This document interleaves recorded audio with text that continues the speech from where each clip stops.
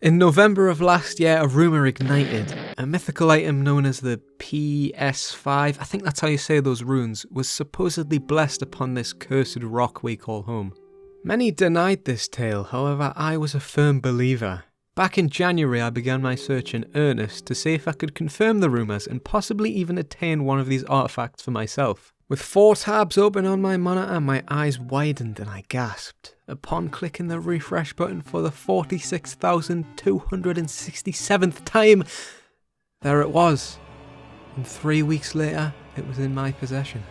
I tore apart the box, saving some of the cardboard for tomorrow's dinner of course, before instantly being paralysed in wonderment due to the immense energy that was exuded from the plastics. I could finally cry to the heavens. The PlayStation 5 is real.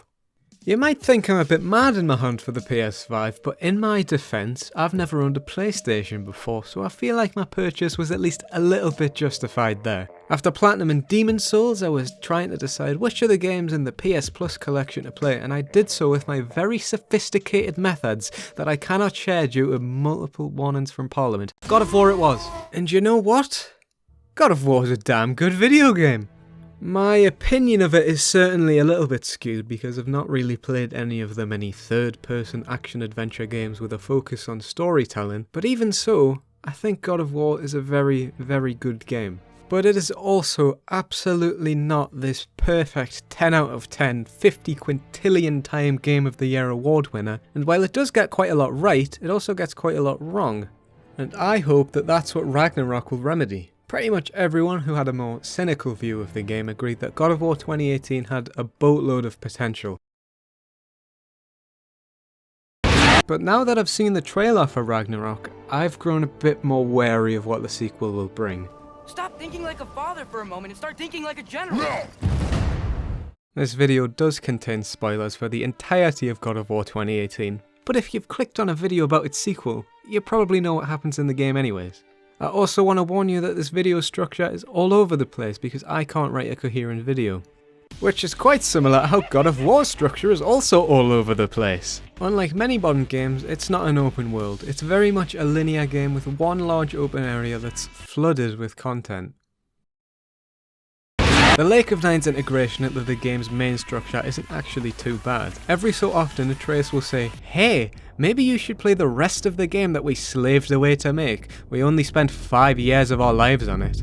It's initially quite a limited space, but as the water level drops, more content becomes available. By steadily introducing new areas in the game not so subtly nudging you to explore, it feels much more natural. It's not that you have to explore to complete a checklist, it's more like you want to see how this area is developing as you progress. The main issue with God of War's structure is its fascination with MacGuffins and returning to the same place over and over. Now, if you don't know what a MacGuffin is, it's basically an item that you need to progress, kind of like a key. A bit like how the key to being popular on Twitter is to have a hatred for everything Nintendo does. From what I can tell, the reason you go to the same areas over and over is because the game had a relatively limited budget and there was time constraints, so they couldn't really make everything that they wanted to. Here, I'll break down the journey into its most basic steps for you. You start in the woods, go to Freya's house, to Tyr's temple, and then the mountain.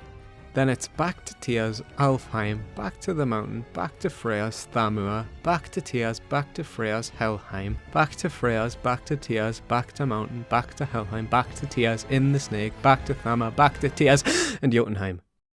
Don't know if you spotted it, but I said back to quite a lot there. You go back to quite a few areas. And there are rumours that Ragnarok's going to be about 40 hours long. The 25 hours or so length that 2018 had were certainly pushing it, and I really fear that the MacGuffins next time are going to be even more convoluted. I mean, some of the excuses they make for going back to other places is ridiculous. Like, what is Kratos trying to achieve when he destroys the gate at the top of the mountain? Ooh, I know, I'll crush the invincible man with a rock, because that worked 20 minutes ago. But also, this time they've got a lot of the framework already done, and presumably turning the sky piss yellow in Alfheim or whatever, what happens in Ragnarok, isn't quite as much work as creating these areas from scratch. I just really hope they don't mess this part up because it's one of the most noticeable flaws in the game. Now, the observant among you might have noticed that the clip playing in the background has been the same for the past couple minutes. and I'm going to show you the entirety of it just to prove how absolutely absurd some of the hold up segments in this game are, this one being by far the worst. After obtaining the light of Alfheim, you go back to the mountain and all you're doing for about 3 minutes is just holding up. It doesn't look interesting, there's no dialogue, it's not fun.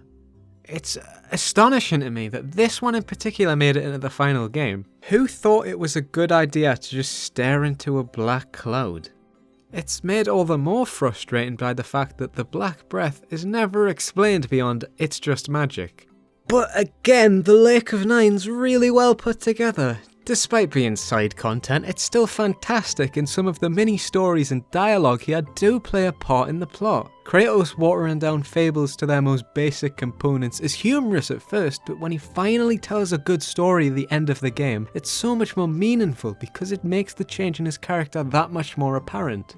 And speaking of side content, the Valkyries are also super well put together fights which demand you to effectively use the systems the game has in place, which you might have ignored, especially while playing on the lower difficulties. I know I certainly did.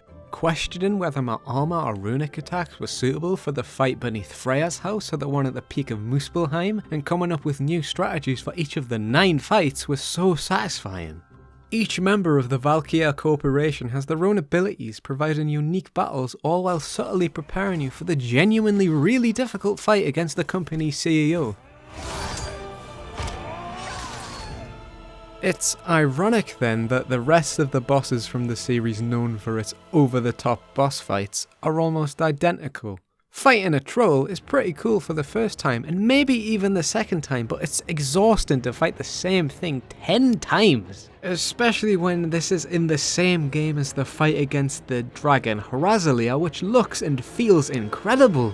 A lot of it is scripted, but it's such an amazing experience that when I made it to the edge of the bridge in Helheim and this colossal raven emerged, I was so excited because now I had the Blades of Chaos and I couldn't wait to slice that bird into a Happy Meal. And then the camera pans down to another troll. Oh, but then later in the game, in your second visit to Helheim, you get a fly in this boat and you fly right in front of the bird's beak. Surely, this time it's going to attack and Kratos will retaliate. But the raven just does nothing as you fly back to Tyr's temple. Alright, look, it's not like they'd planned for this bird to just be decoration as you fly through Helheim. During development, the plan was to fight it, but it had to be cut due to budget and time constraints. So in Ragnarok, where all 9 realms are available, surely this time we're gonna go to Helheim and Kratos and Atreus will finally be able to beat up that bird. Surely. And seeing as we are going to every realm this time around, I'm left wondering what's gonna happen to Muspelheim and Niflheim. In the last game, they're completely optional challenges that end with 2 of the more important Valkyries. Them remaining as side activities would be pretty lame. We've been told all the realms will change in some way due to the coming of Ragnarok, so I just hope we're able to explore a little bit more of these places. Isn't it ridiculous when a character completely loses all of their abilities they gained in their past game for no reason at all? Some developers try to explain this with reasons like going to prison for a decade or the main character being vaporized by a Kamehameha. I've seen some people speculate that Kratos will fight Thor right at the beginning of the game, similar to Baldur, leaving him near dead, but unless Thor also robs Kratos of his life savings of Hacksilver, I don't really buy it. And anyways, God of War 2018 has some really poorly implemented RPG elements. As you upgrade your axe and blades and obtain higher grade armor and enchantments, a number goes up. Not only does the selection of armor feel unbalanced, with some being close to useless, but the leveling up system reduces your freedom in the optional content early on. If an enemy is 3 or so levels higher than Kratos, he just gets one shot, even if his stats are identical between the 3 levels. When you accidentally go to an area you aren't supposed to in Dark Souls, for example, overcoming it feels like an achievement, so God of War telling you that you're not allowed to fight this enemy yet is really disappointing. You can still beat those enemies of course, but putting on this extra limitation just feels silly. And the developers clearly have a good understanding of what makes a difficult boss, so why are the hordes of enemies so hit or miss? Nightmares are pathetic, but the first few Wolvers are insane. The Travelers are amazing. So what happened with the Revenants? I hate the Revenants so much. They're atrocious. They're one of the most anti-fun enemies I have... ever encountered, and I really hope they get rid of them next time. And to moan about one final thing, the camera. It sucks. I'm not asking for the camera to be pulled back as far as the Greek games. No, I just want to be able to see a little bit more. Supposedly the camera is practically sniffing Kratos' neck so the player feels a greater connection to the character. But I reckon that's just crap. The camera during combat in the Yakuza series gives you a clear view of the entire arena, and I sure as hell still care about those characters because everything else is so strong, much like my love for Majima. And when they need to, they pull the camera in for cutscenes. Resident Evil 4 called. It wants its camera back. Resident Evil 4 was a revolutionary game when it came out, and it's still bloody brilliant. Developers still look at it 17 years later to improve their own stuff, but they seem to not understand all the reasons for why it was designed the way it was. For example, the camera is so close to Leon because it's a horror game.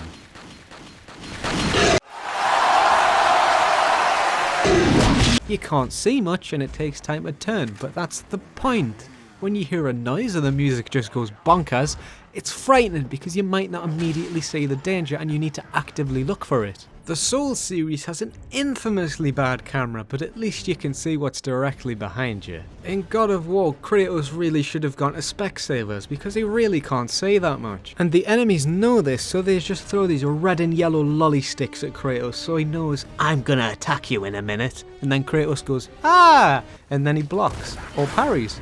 But when someone's behind me, I should be able to hear if they've farted, not just know that... I don't know where I'm going with this analogy. The point is, Kratos shouldn't have to rely on these external things to tell if he's going to be attacked. The player should just be able to know because either they can see them or they can properly hear them. From the trailer for Ragnarok, it looks like the camera remains unchanged, and I really think that's a shame. I'm going to shoehorn in a couple other things that people want to see right here at the end of the video because people want the combat to be expanded, maybe by having the jump button return. Although if it doesn't, it does at least seem that verticality does play a more important role this time based on the trailer. People want more freedom in general by maybe just letting you jump again, and to have more challenging puzzles by maybe having the jump button return. I'm trying to say, bring back the jump button, it literally solves every problem with the game. I recognise that this video has been mostly criticisms for God of War 2018, and I really wish it wasn't because I honestly do love this game. I haven't even talked about the phenomenal visuals, the magnificent music, or the outstanding voice acting. I was instantly endeared to Mimiya, and I loved watching the Huldra brothers make amends. And throughout the entire game, I just really wanted to punch Baldur again. Every time that Chris Judge and Sonny Suljic were on screen together, you could really feel that real-life bond that they had, and it made Kratos and Atreus' relationship that much greater. I get that it's a video game, and the focus should be on the game part, but with just video, you can get an amazing experience as well. There is something so special here that I just fear that rather than taking what they already have and making it better, Sony Santa Monica will make something just as good as God of War, and in turn something worse. It'll just be another third-person action-adventure game. There are few other franchises that have quite as much reach as God of War. All eyes are on you. You had the courage to reinvent a series. Now I just hope you have the courage to reinvent a genre.